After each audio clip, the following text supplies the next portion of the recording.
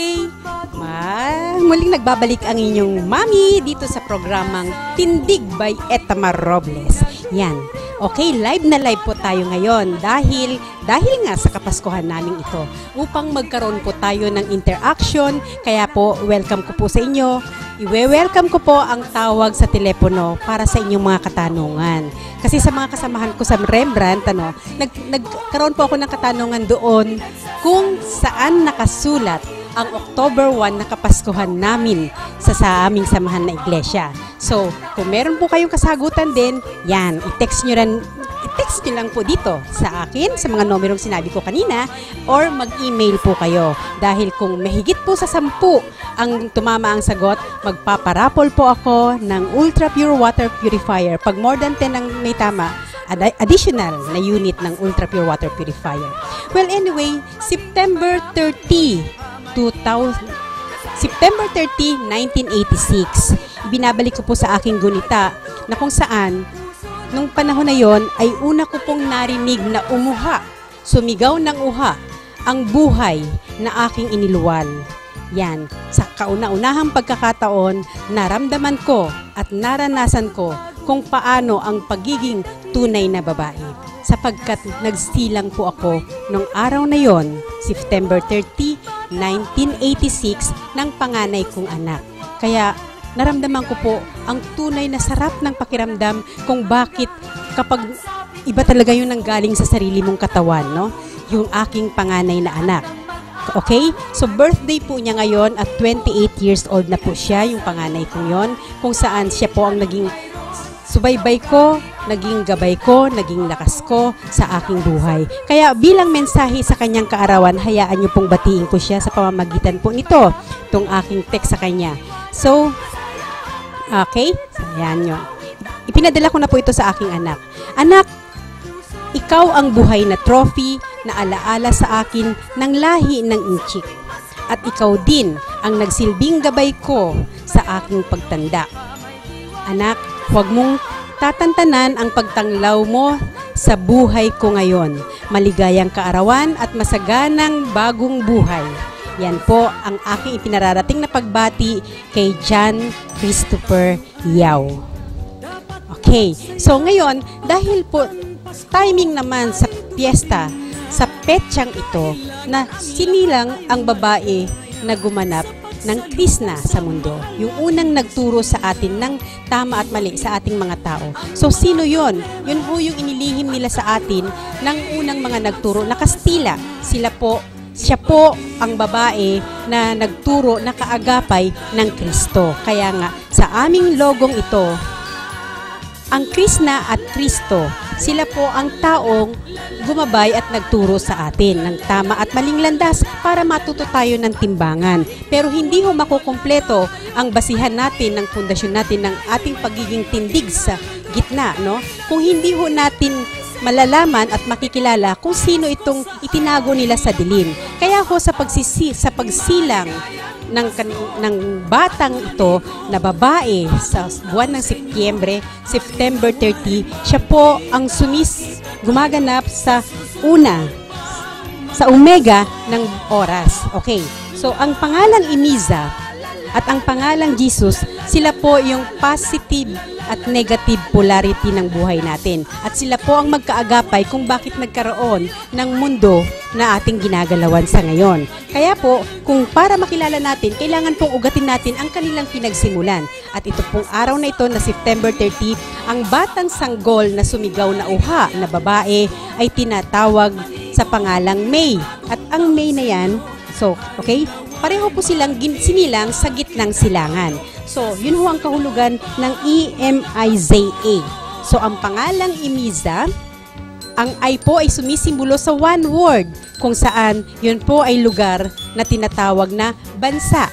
Anong bansa isinilang ang batang babae? Okay. Ano ang sagot? Okay, i-text nyo lang po. And then, yung pong one word na yon ay yung lugar kung saan siya isinilang. Pero ang the rest ng 4 na letter na yan, kung bakit nga Imiza, no? Yung 4 na yan, tig to 250. 250, 250, 250, 250. So, 4 na 250 ilan? 1,000. Plus 1 word. So, 1,001 salita pinag-isa sa kanilang pangalan. Okay, yun ho ang kahulugan ng pangalang Emiza. Bilang siya ang gumanap at isinilang, ang batang ito na isinilang sa huling oras, huling araw ng taon. So, bali, lumang taon ho yun. Kasi ho nung panahon nila, 10 months lang po ang cycle nung mga panahon na yon. At yung octo means 8 yun. O, di ba? Octo. Octo. Yan. 8 month dapat yon. So, nagulo po yung ating sistema ng kalendaryo dahil po sa pagdating ng Caesarian, nung magkapatid na Augusto at saka Julio Cesar. Anyway, so sundan na lang po natin itong kasalukuyan na ating kalendaryo ngayon. September 30, huling araw, huling oras, isinilang ang batang babae na sumigaw ng uha. Siya po. Kaya ho, yun ho ang aming pagsiselebrate mamaya ng banal na hapunan. Pero pagdating naman po ng paglipas, so huli, tapos papasok na yung madaling araw. So, pagdating ho ng madaling araw, unang oras, unang araw ng taon, unang petsa, no? Yun ho ay isinilang naman at sumigaw ng uha ang batang lalaki na tatawaging Mesiyas. Okay, so, siya po ang gumanap sa katuroan ng Jesus, ang batang lalaki. And then, yung J, one word po yan. E, 250, 250 yung S. U, 250, 250 din po yung dulong S. So, ibig sabihin, suma total, 1,001 salita, pinag-isa sa kanyang pangalang Jesus, yun ang susi ng daan. Kaya po, ang pinaka-final na aming Kapaskuhan, celebrate, ay October 1. Yun ho ay nakasulat sa atin bilang tayo ay taong nilikha nila ayon sa kanilang wangis. At ito na ho yung pinakapigura. Ito na ho ang guide nyo sa pagsagot nyo nung katanungan ko. Saan nakasulat sa wangis nating mga tao ang kanilang kapanganakan? Ang Pasko ng kapanganakan, October 1. Okay, so 1,001 salita, positive at saka negative polarity, kaya nagkaroon ng power. Kaya ho tayo may electricity dahil merong positive at negative ang ating electricity. So kung puro negative, hindi ho tayo magkakaroon ng liwanag. Kung puro positive, hindi rin po tayo magkakaroon ng liwanag. Kaya kailangan po tuloy-tuloy yan, magkaagapay po yan sa ating buhay. And then, crisscross. Pagdating dito nung sila ay nagsatao na, yan, ang batang babae, yan ang unang itinago sa dilim, yung kanyang kasaysayan. And then crisscross, yung batang lalaki, iyan lang po ang inilitaw nila sa istorya. Kung saan, nagsimula siya sa gitnang silangan, yung word na J, yun ho ay kung saan siya isinilang, dun ho, hindi pa ho kompleto. Actually, hindi pa ho kompleto yung kanyang istorya na ibinigay sa atin doon sa kasaysayan ng Biblia. Kaya nga po dito sa aming pinaghahanguan na katuruan, ang banal na aklat, kukumpletuhin na po natin kung paano natin i-describe na itong aming legong ito, yan, kung paano na ngayon magkakaroon ng bubong ang structure na ito. Kasi templo, ang templo na ito na tirahan ng mga tao. Okay, so kung paano ho yun, didescribe ko na sa pamamagitan ng illustration ng popstick na ito. Kung ang lalaking anghel ay gumanap at nagsatao sa pamamagitan ng nagsimula siya sa bata sa gitnang silangan na sumigaw siya ng uha, yun ho ay tinatawag siyang 0 hanggang 13 anyos sa pangalang Mesiyas. So, yun ho siya. So, nandiyan siya sa piling ng kanyang ama't ina na si Jose at saka si Maria. Material na kanyang mga magulang. And then, mula ho doon sa gitna, pumunta ho siya pagdating ng 13 anyos na wala ho na siya sa piling ng magulang. Meron din hong tuko yun sa buhay nating mga tao sa ngayon. Kasi nga ho, kaya ho sila sumigaw dito ng uha dahil padron ng buhay ng tao ang kanilang ipinakita. Kung baga sa shooting, kailangan sila ho mismo ang mga artista na gumanap dito para maituro ang moral lesson kung paano gumanap ang tao sa mundong ito. Okay, so 0 hanggang 13 anyos, kapiling niya ang kanyang pamilya, ang kanyang ama't ina, ang kanyang first na samahan o yung kanyang sariling pamilya. So, yan ho. Kung ano ho yung proseso ng buhay dyan, napakarami hong hindi ho itinuro sa atin. Dahil nga, ang pinaghahanguan lang ay Biblia. Pero kung ang hahanguan natin ay katuruan ng banal na aklat, yung 4-way version, kung bakit nagkaroon ng 4 na haligi, kung bakit nagkaroon ng north, east, west, south, itong katuroang ito, no? Itong structure na to, yan ho ang tukoy ng balita sa buong mundo. Diyan ho tumatama na hindi ho natin kailangan magkaroon ng pag-aaway-away dahilan lang sa relihiyon. Yan, naging paksa din ho natin kanina sa pagbubukas ng usapan sa Rembrandt, yung tungkol sa pagdedemolis ng ating mga kapatid na Muslim dahil nga hindi binigyan ng galang ang kanilang relihiyon. Okay, ang kanilang mosque. Okay, so ngayon sa gitna, balik ho tayo dun ha sa istorya ng Kristo. Bilang siya ay bata, siya ho ay isinilang dito at siya ay nagsatao. Okay, may Mesiyas po ang kanyang pangalan. Pagdating ho ng 13 anyos, nawala na siya sa piling ng kanyang magulang. So, nawala ang istorya at yun ho ang gitnang hindi itinuro sa atin yung proseso ng buhay. Okay, so ngayon, saan ho siya nagpunta? Ginampanan niya ang East, North. Makikita nyo ho, yung mula dito sa gitna, pumunta siya dyan. East, 4 na taon. North, 4 na taon. South, 4 na taon. Pumunta siya sa West, 4 na taon. And then, bago siya bumalik sa gitna, at pagdating ng 1 taon niya sa gitna, pagbalik niya sa gitna, doon siya nagpabautismo sa pangalang JESUS. Jesus Menus Hit Disit. Yun ho, ang kahulugan kung bakit nagkaroon ng North, East, West, South. Yan ho ang tunay na kahulugan ng balita. Yung 4 na direksyon ng katuruan na ginampanan dito ng gumanap at nagturo ng dakilang ebanghelyo. Okay, kung pagmamasdan natin yung tala, no? Yung tala na simbolo na ipinakita sa 3 haring mago, hindi ho mabubuo ang structure na tala talaga siya. Di ho ba? Kung susundan natin siya, yung istorya niya mula simula hanggang katapusan bago siya nagwakas sa pamamagitan ng krus, hindi ho mabubuo ang talang ito. Kaya ho, ano yung nawawala? Kasi ito ho ay sa liwanag. Yung nawawala, yung hindi ho talaga ikinumpleto sa atin, yung ginampanan naman nung nasa kaliwa, yung babae, yung itinago nila sa dilim. Kaya ho, ito ho yung mahalaga na nating matuklasan ngayon. Dahil ito ho ang magiging kumpleto ng pagkakaroon ng liwanag ng talang yan. Okay, so ito lang ho kalahati. So, ibig sabihin, hindi mabuo. Imagine niyo kung Biblia lang ang susundan natin, ang istorya niya ay 0 hanggang 13 anyos lang, hindi pa kumpleto ang mga moral values na dapat matutunan ng tao doon, yung moral lesson. O, so, halos, kumbaga sa one word, hindi pa nga ibinigay yung kalahati. Ang kalahati ng kabuuan ng one word, no? So, maraming hindi itinuro sa atin. Ano-ano yon? Yung kung paano ang relasyon ng ina sa ng magulang sa anak, ng anak sa magulang, at ng anak sa ibang tao na hindi kadugo. So, sa mas mataas sa kanya, sa mas mababa sa kanya. Yun ho ang kahulugan ng krus na daan na yan sa Mesiyas. O, hindi ho itinuro yun. Ang tanging binigyan lang ng daan, yung pagsilang sa kanya. At nilito pa tayo sa pangalan. Okay, so ngayon, one word lang yan. Hindi itinuro yung ginampanan niya sa North, East, West, South. So, wala ito. Paano magiging effective na manggagawa ang isang tao? Kapag meron lang siyang isang daliri na kalahati lang, putol pa, at wala yung iba, so paano siya gagawa bilang manggagawa? So yun ho yung kapag sinundan natin ang istorya sa Biblia lang ang ating pinaghahanguan ng ating pundasyon sa ating pagiging tao, marami pong kulang. So may simula, may katapusan, pero nawawala ang gitna. Kahilintulad nung kalahating bahagi nating bilang tao, wala na po yung 4 na daliri, isang daliri lang at kalahati lang yan. Okay, so ano yung nawawalang istorya para mabuo tayo? Yan.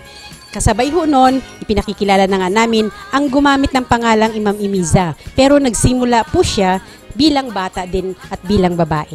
Kaya nga po, bilang babae, isinilang din po siya sa Ay. Yun ho ay lugar na kung saan naroroon po matatagpuan sa gitnang silangan. Ano po yung Ay na yon? Yun ho ay bansa. Alam nyo na yon kung anong bansa yon? Oh, sige. Oh, anong bansa yon? Oh, sige. I-text nyo na lang uli sa akin ha, sabihin. Para at magpakilala kayo syempre sa inyong text. Okay, so yun ho, mula doon sa gitna, katulad ng ginampanan ng kanan, katulad ng ginampanan ng batang lalaki, meron din ho yung, ganun din po ang batang lalaki sa kaliwa. Ang batang babae sa kaliwa. Dahil magkaagapay nga po yan. Kanan, kaliwa, liwanag at dilim. Okay. So, 13 anyos din po siya na nakipamuhay sa piling ng kanyang magulang bilang kanyang tagapagturong una. Ang magulang niya, meron siyang ama't ina. Kung sino po yung magulang ng babaeng gumanap na Krishna, no? ay saka ko na lang po ituturo sa inyo kasi hindi pa rin ibinibigay sa amin yung pangalan ng kanilang mga magulang. Pero ang tanging nalalaman po namin sa ngayon, yung pangalan niya bilang siya ay bata. Dahil unti-unti po talagang ibinibigay sa amin yan.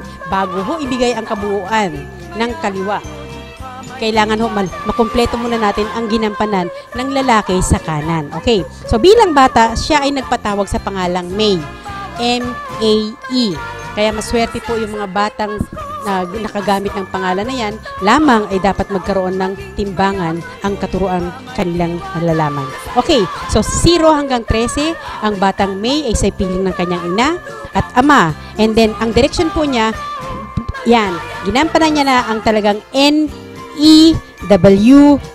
bago siya bumalik sa gitna. So, yun ho. Kung ano ang kanan, ganun din po ang simula ng ang kaliwa. Ganun din po. Halos pareho na po yan, halos pantay. At sila po ang magkaagapay sa buhay natin dito. Kaya, ano ang common denominator nila bilang sila ay bata?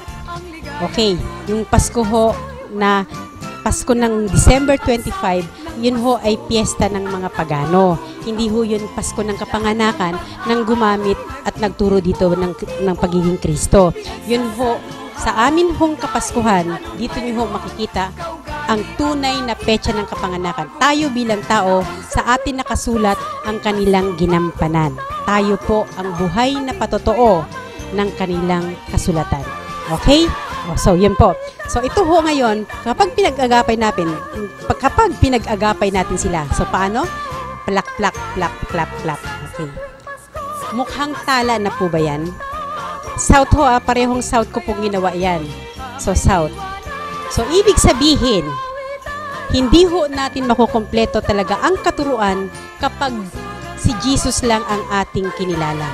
At kung Bible lang ang ating pagbabasihan. Dahil sa Bible, 1,000 ang nawawalang salita. Isa lang ang kanilang binigyan ng diin. Yung simula at katapusan kung saan isinilang ang lalaki. Sa lugar ng Jerusalem. Okay, so yon. So, dito ho, kaya nga ho ang panawagan namin, tayong mga kapatid, tayong mga magkakapatid, bilang nilikha sa kanilang wangis, tayo ho ay mga tao na magkakapatid. Okay, so kailangan na po talaga nating magkaisa. Kailangan na po natin, wag na nating pairalin yung tinuro ng mga Kastila sa atin na pagkakanya-kanya. Yung lahat ng mga kaugalian na manyana habit, yung ningaskugon, alisin na po natin yun. Dahil malapit na po yung sinasabi nilang pagpaparamdam ulit ng kalikasan. Kaya ho ito ho, kumbaga lahat ho tayo na sumigaw ng uha, ito ho ang mission natin. Ito yung hahanapin natin dito sa mundong ito. Kaya ho tayo sumigaw ng uha. At ang mga sanggol na hindi nakasigaw ng uha, hindi nila nasambit, hindi nila nabanggit yung kapangyarihan ng buhay, yung power ng buhay. Kaya nga sa gitna ng yung salitang buhay, B-U-H-A-Y, yun ho ay merong gitna doon na uha. Na, imagine niyo uha o ang gitna ng buhay na salita. Okay, so yung uha pong yun ang nakapaloob sa buhay. Kaya yung sigaw nilang yun ho ang mission natin bilang tayo ay gaganap sa simula hanggang katapusan ng katauhang ito. Kung ako ngayon si Marieta Robles, ako ho ay Mar. Ang Mar po ay isang lahi ng lahi ng Inkantada. Ayan, pinatatawanan ako ni Allen. Oh, sige. So, sa lahi po sila ng mga Inkantada. So, yun ho, Inkanto, no? Yun ho ay nagpatawag na Mar. Sa lahi ng Ita, no? Sila po ang gumagabay dun sa unang mga nagturo ng tao, na tao dumating dito sa atin. And then, nagpatawag po siya ng Mar. At tapos yung I, di ka nagturo. At ang I, tapos Ita. So, Mar, Ita. Ako ho si Marieta. At yung Robles, kapag nilagyan ng timbangan, puro ho troubles yun. Dahil ho ang buhay, kapag hindi ho kayo nagkaroon ng pagsisimula sa dilim, hindi nyo ho makikita ang liwanag. Kapag hindi ho kayo nagsimula sa trouble, no? Hindi ho kayo makakita ng assemble. Makakatagpo ng assemble. Okay. So, yun po.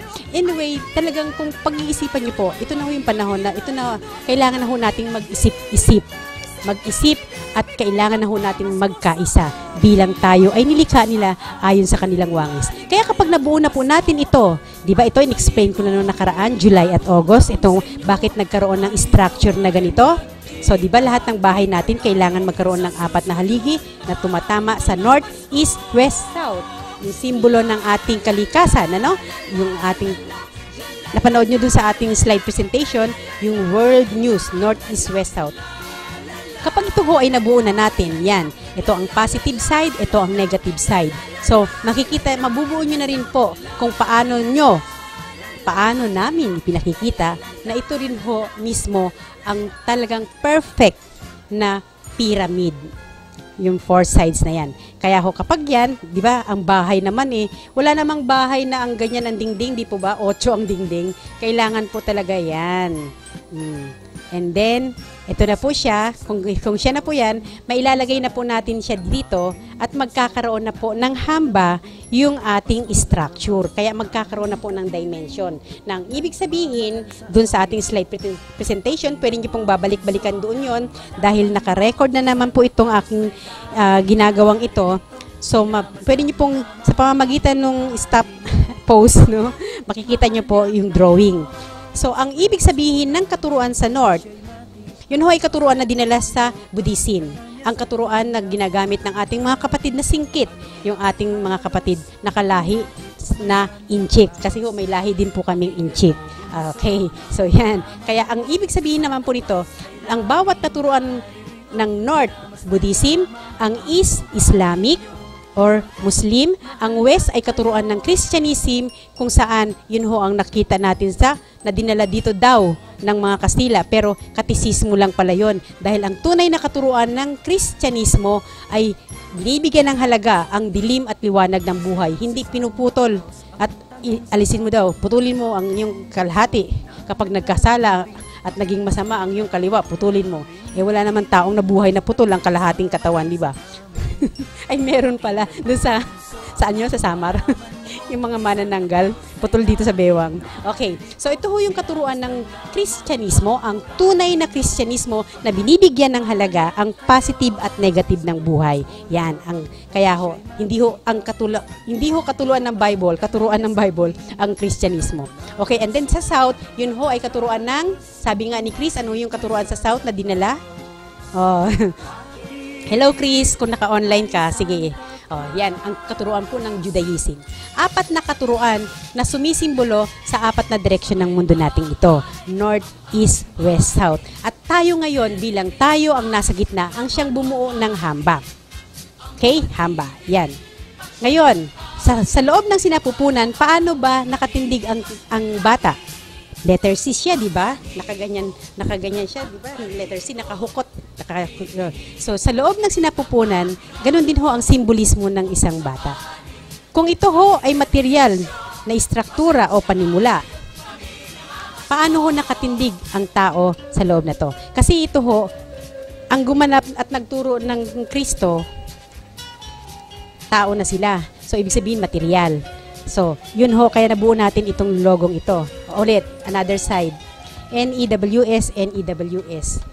Okay, so ito ang kaliwa, negative. Ito yung kanan, positive. Kapag pinagganyan natin sila, nakabuo tayo ng, okay, perfect square, no?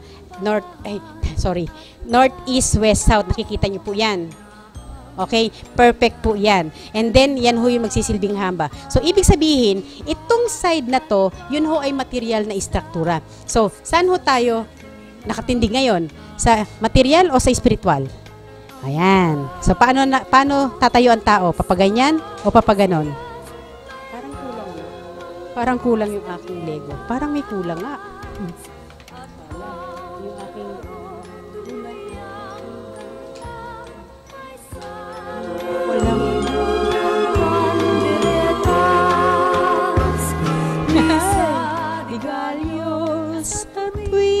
Pasko. So, yan. Paano ho titindig ang tao? Dito o dito? Kasi kung ito ang material, ito ang spiritual na pundasyon, pag nananalangin tayo, di ba? So, dapat nandun yung spiritual. At ang paa natin nakadikit sa magneto ng daigdig. Dahil ang may magneto, ang may national gravity ng magnet ay nasa ibaba. So, hindi ko siya maitutuwad kasi ikulang ng isang pyesa. Ayan. Kung paano ang tindig ng bata sa loob ng dilim, sinapupunan, yung sanggol sa sinapupunan, yan po. Hindi ko lang maikapit dahil kulang nga ng pyesa. Okay, so yan po. Kaya ho, malawak pa ho ang dapat nating pag-uusap. Kaya kailan natin pagsisimulan ito sa samahan ninyo? Willing po kami. Kami ho ay isang samahan, kumbaga sa computer na software and hardware. Yan, kami ho ay software lang. Diba, ang software ay program, katuruan, nai-install po doon sa inyong samahan. Hindi ho namin kailangan buwagin ang samahan nyo. Hindi ho namin hinahangad na magkawatak-watak kayo. Ang tangi po na, kung nais po ninyong malaman itong katuruang ito, mag-a-upgrade lang po kayo ng inyong system. Dahil ang epekto po na ginawa sa atin ng batas ng Kastila, ang Biblia, kasi kung nanunumpa ka, sumusumpa ka ba? Halimbawa, ito yung Biblia. Sumusumpa ka ba na magsasabi ng katotohanan at bawang katotohanan lang? Opo. So help me God. Ganun, sa korte yun ha. Ang korte nga yung pa rin, nandun pa rin yung simbolismo na yung inalis nilang gitnang katuruan, yun yung simbolismo ng piring sa mata ng babaeng may hawak ng timbangan. Kaya nga po, lahat ng yan ay kailangan na hong mabago yung pundasyon ng batas natin. Dahil yung piring sa mata, quote and quote, yun yung katuruan na aming ilalahad sa inyo sa pamamagitan ng balita sa buong mundo, yung news, north, east, west, south, yan, 1,001 salita na pinagsa sa kanilang pangalan. At yun ho, ang magtatanggal sa piring sa mata ng babaeng may hawak ng timbangan. Yan, malawak ho yun. At dun ho tayo hahango ng ating paggawa ng batas dahil nandun ho, timbangan. Timbangan, ikaw ang nasa gitna. O hindi ka bias. Yan ho yung epekto, yung mga nakikita nyo, naririnig nyo, na ibinabalita ko sa inyo na balita sa Rembrandt, yun na ho yung epekto ng nasa sukdulan na ho, halos yung epekto nung gawa ng one-sided lang po yung patriarchal system na ginawa ng Kastila sa atin. Kaya kung talagang ho, hindi ho dapat tayo mag-aaway, tayo mga magkakapatid, tayo mga nilikha ayon sa kanilang wangis, lahat ho tayo ay magkakapatid pagdating sa espiritual.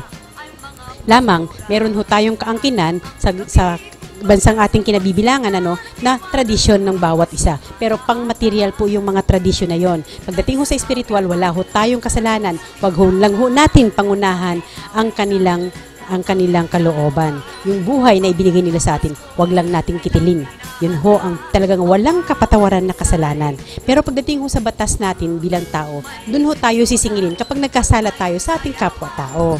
Yan, yun ho ay sa batas ng tao. Kaya kung anong batas ang kinabibilangan nyo sa bansang kinalalagay nyo, kailangan sumunod ho kayo sa batas. Dahil dun, pagbabayaran nyo yung kasalanan nyo sa kapwa nyo tao. Pero pagdating sa spiritual, wala ho tayong kasalanan.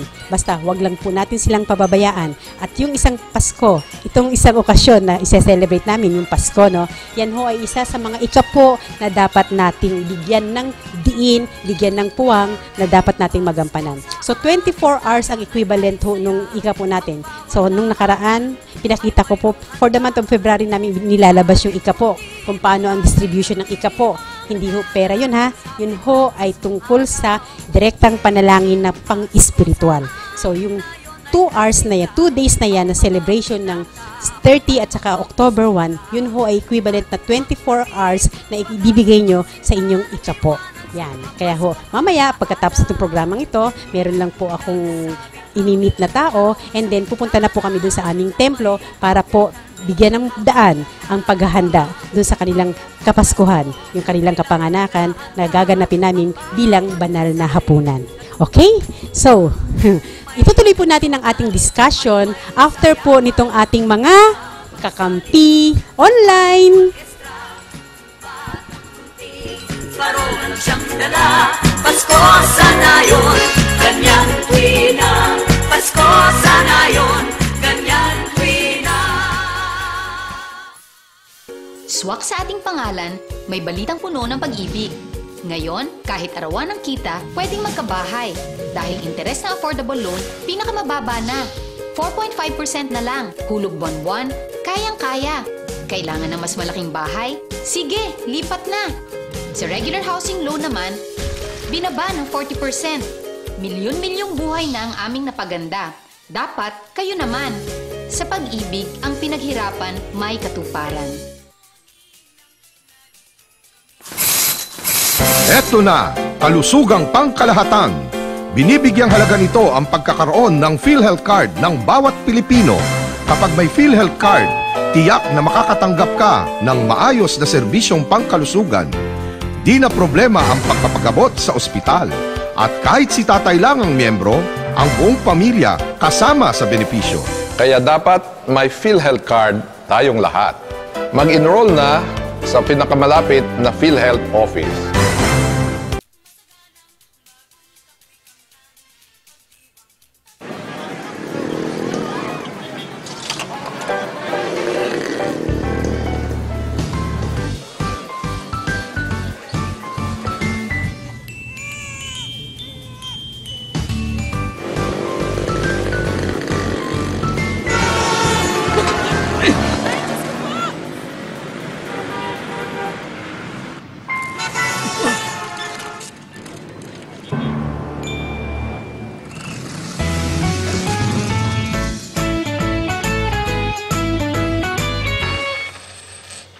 Bilib kami sa'yo. Sa tuloy-tuloy mong hulog sa SSS, protektado ka at yung pamilya. Mag-member na.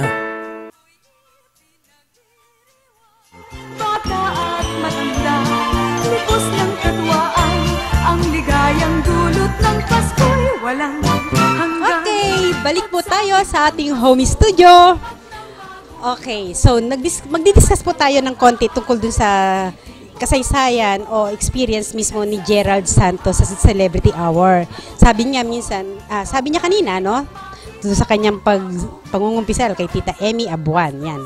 Ay hilig daw po ng kanyang magulang ang pag-awit. Madalas nung siya ay lumalaki na, no, bilang siya ay bata, nariringgan po niya na kumakanta yung kanyang magulang sa karaoke pa noon.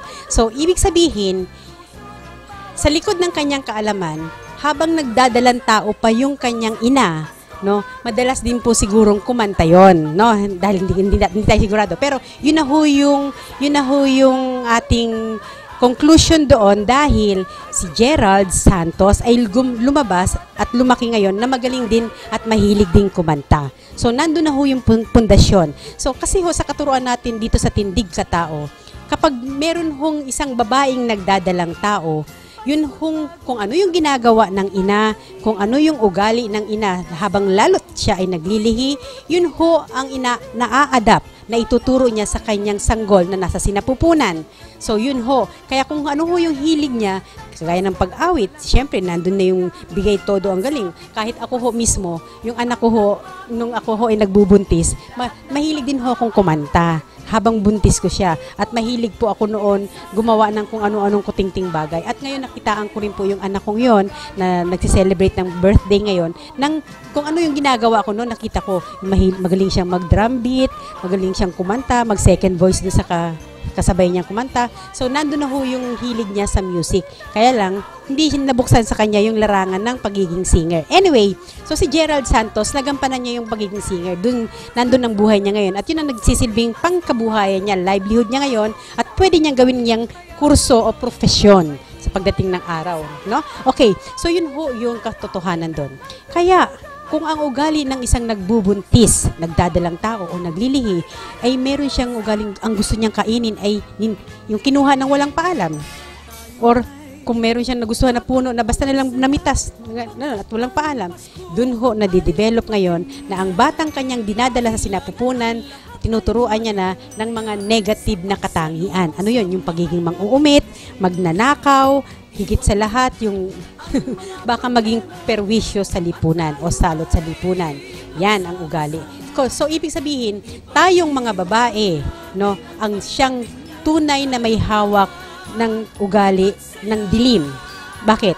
Dahil tayo lang po mga nagdadalang tao ang siyang may karapatan magturo doon sa sanggol habang siya ay nasa loob ng sinapupunan. Wala pa hong access, wala pa hong daan doon ang ama, no? Yung tatay na may likha doon sa bata.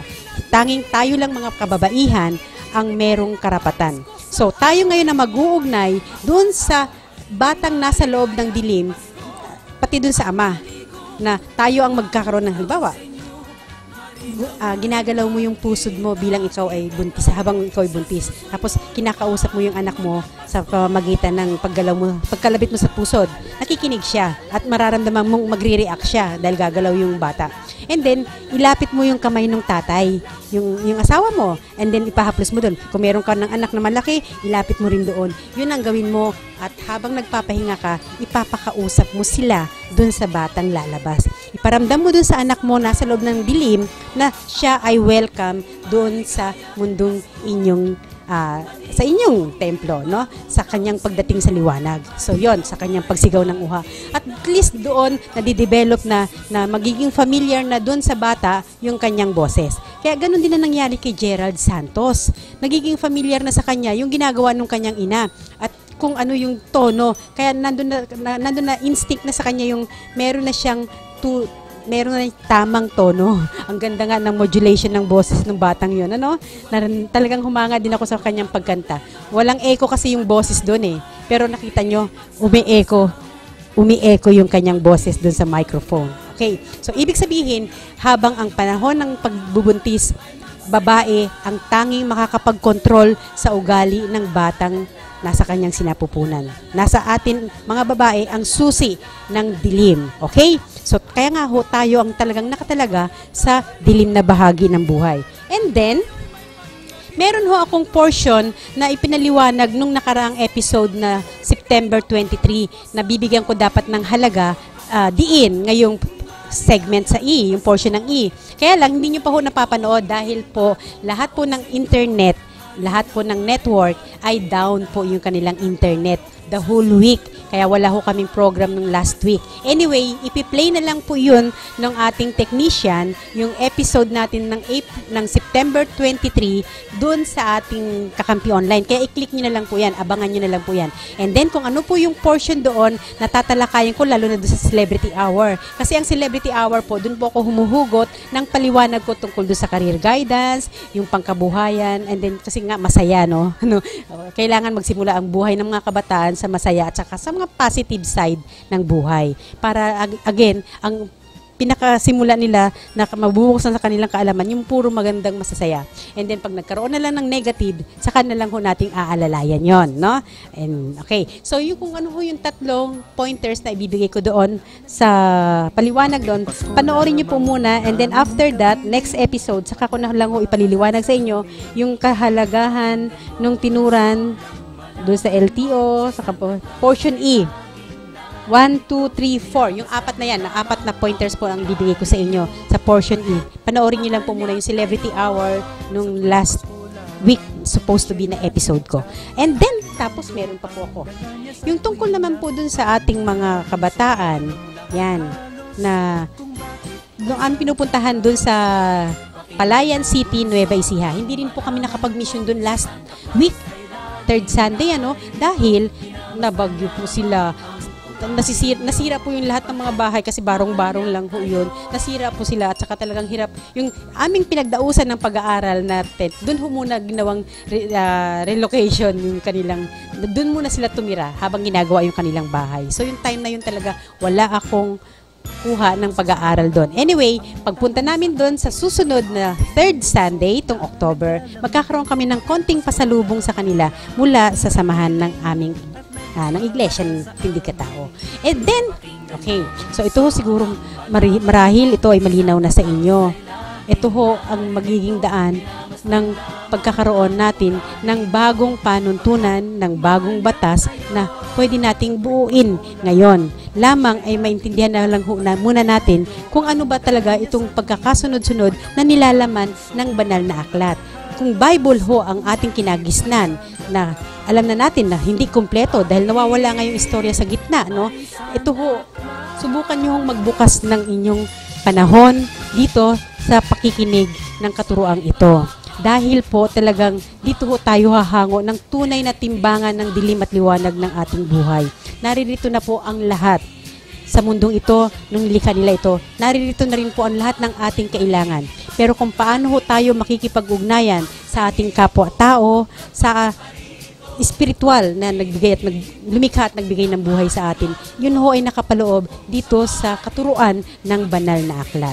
Kaya ho, sa aming pagdiriwang mamaya, inaanyayahan ko po kayo doon sa mga nakatanggap na ng text, no? Nag-text brigade na po ako kung anong oras, kung saan matatagpuan yung aming lugar. Yan ho ay sa Matarik, Sitio Matarik, Camarin, Caloocan City. Alas 10, magsisimula na po kami ng assembly doon, pero nandun ho kami mamayang hapon pa lang dahil preparation. At kung ano ho yung pagsasalu-saluhan natin na inihanda namin, yun ho, lahat ho tayo kakain nun. Meron ho kaming material na pagkain at higit sa lahat, ang panalangin po namin ay magaganap sa pagitan ng alas 11:30 hanggang 1:00. Yan, pagkatapos ho manalangin, yun yung banal na hapunan, spiritual na pagkain. Pagkatapos ho nun, magsasalo-salo ho kami ng pagkain pang material naman po. At saka, hindi nawawala dun sa aming handa yung ang tawag to, yung kambing. Ayan. Kasi ho yung kambing, yun ho ang pinakamalinis na pagkain ng karne dahil ang kinakain po niya ay damo. Yan, malinis po yun. At hindi ho siya kumakain ng mga duming na galing sa dumi ng tao. Okay? So, ayan. Kung ano ho yung aming isi-celebrate, pakinggan niyo po ito sa pamamagitan ng isang awiting ito.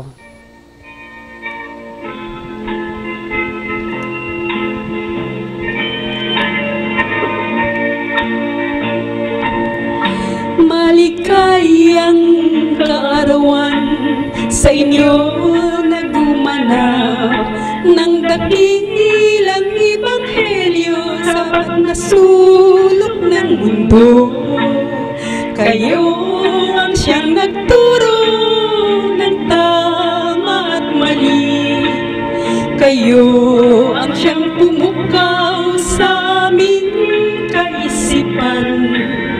Ang bukas ay bagong buhay sa aming Kristiyano. Kami ay bumabati, maligayang Pasko.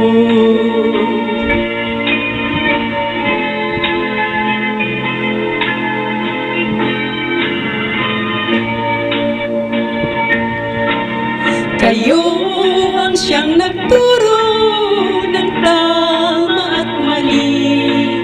Kayo ang siyang pumukaw sa aming kaisipan. Ang bukas ay bagong buhay sa aming Kristiyano. Kami ay bumabati, maligayang Pasko.